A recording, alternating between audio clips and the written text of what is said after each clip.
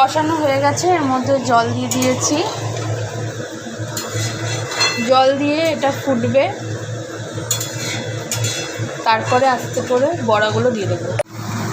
ছানার বড়ার তরকারি করা হবে রাত্রে রুটি দিয়ে খাওয়ার জন্য। এর জন্য ছানাটাকে বড়ার মতন শেপ দিয়ে এটাকে ভেজে নেওয়া হয়েছে। আর এদিকে তরকারিটা অলরেডি বসিয়ে দেওয়া হয়েছে, অত ডিটেলসে আজকে আর দেখাচ্ছি না। নিরামিষ তরকারি করা হবে। আলুটাকে ভেজে নিয়েছিল আগে থেকে, কড়াইতে তেজপাতা দিয়ে ফোড়ন দিয়েছে আর শুকনো লঙ্কা ফোড়ন দিয়েছে। আলুটা ভাজা ভাজা হয়েছে আর আদা আর কাঁচা লঙ্কা টমেটোটা পেস্ট করে নেওয়া হচ্ছে। দিয়ে এটাকে নুন হলুদ জিরে গুঁড়ো ধনে গুঁড়ো কাশ্মীরি লঙ্কার গুঁড়ো দিয়ে এটাকে ভালো করে কষানো হচ্ছে। 2 থেকে 3 মিনিট এটা ভালো করে আরও কষানো হবে। কষানো হয়ে গেছে, এর মধ্যে জল দিয়ে দিয়েছি। জল দিয়ে এটা ফুটবে,